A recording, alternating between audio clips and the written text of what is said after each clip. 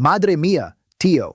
The fan base this morning is living in two completely different emotional universes at the same time.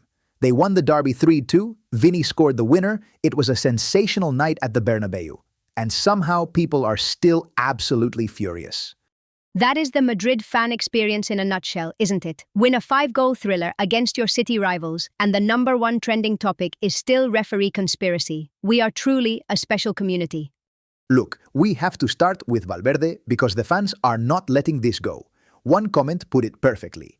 Que basura el arbitraje español, es el peor del mundo, jamás era expulsión a Valverde. Basically saying the Spanish refereeing is the worst in the world, and that red card should never have been given. And honestly, the timeline is full of this energy. Another fan went even further. They called out the referee by origin, the VAR official by origin, and said they almost handed the league to the club that paid for 17+ years. That is a very specific, very charged accusation. The La Liga corruption discourse that we flagged in yesterday's episode has gone from a simmer to a full boil overnight. And what makes it sting more is the timing. Valverde has been the best player in the squad over the last however many match days, and the moment he gets going in the derby, playing a great match, scoring a goal, hitting the post, he gets sent off. The fans feel like the game was being taken away from them in real time. One fan actually described Valverde with the most beautiful analogy I have heard in a while. They said he's like when you edited a player with all stats at 99 to use in Master League mode, which is peak football fan compliment energy. Like, this man is a cheat code and someone unplugged the controller. Vaya gentuza, as one fan put it, basically calling the refereeing body absolute scum. And the ask from multiple fans is the same.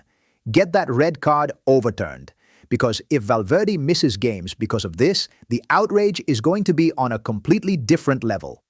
Right. And to be clear for context, Madrid won 3-2, so the result is there.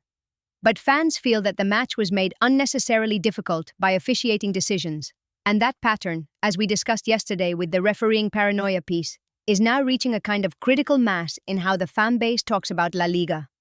Okay, but let's talk about what actually saved the night, Vinicius. Because the happy energy around Vini right now is absolutely real. Baila, Vini baila, dance, Vini dance is basically the mood. The man delivered when it mattered. And one fan said something that I think captures the bigger picture really well.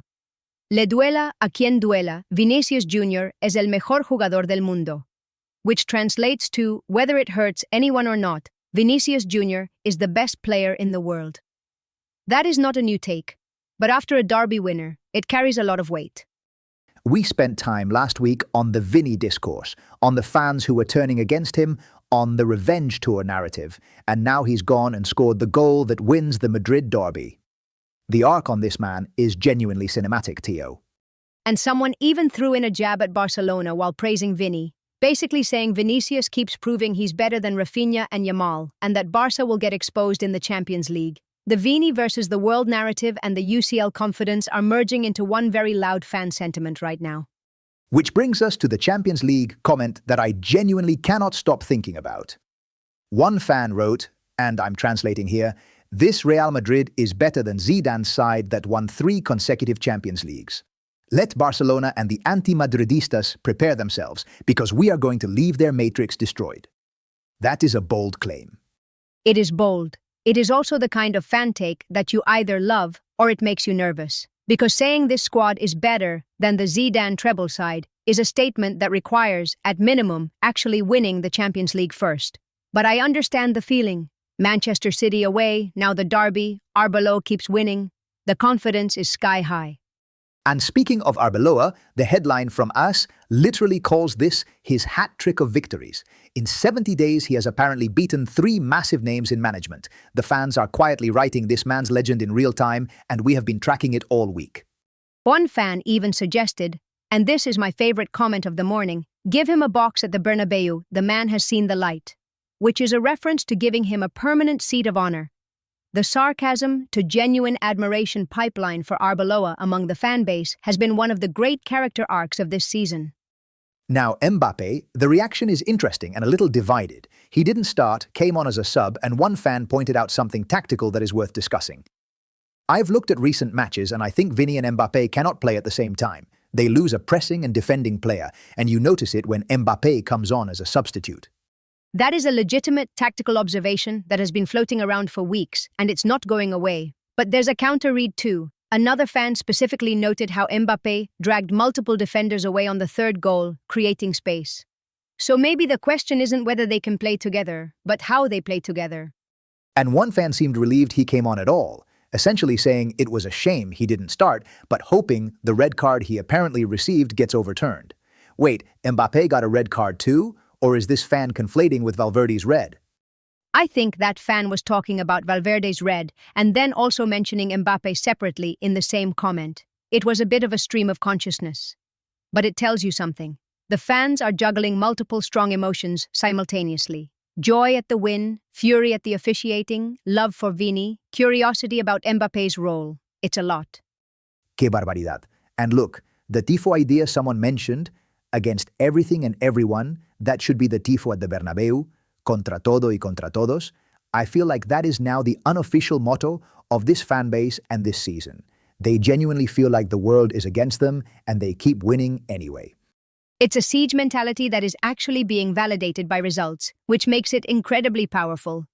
When fans feel persecuted and they keep winning, that combination creates a kind of unstoppable collective energy. The Bernabéu atmosphere last night, by all accounts, was extraordinary. So where does this leave us this morning? La Liga title race is alive. Madrid win keeps them in the hunt. Champions League quarter-finals to look forward to. Arbeloa's legend keeps growing. Vini is the derby hero. And the entire fan base is filing a formal complaint with the universe about Federico Valverde's red card. That is an accurate summary. And the Valverde situation will dominate the next few days. Whether that red card gets overturned will determine a lot of the energy going into the next fixtures. Keep an eye on that one. Vamos, that's all we've got for this morning. We'll be back tomorrow with everything developing overnight, including any news on Valverde's appeal and the full fallout from this absolutely insane derby. Hala Madrid, tío. And as always, contra todo y contra todos. See you tomorrow morning. Don't let the referee discourse consume you entirely before then. Although, knowing this fan base, no promises.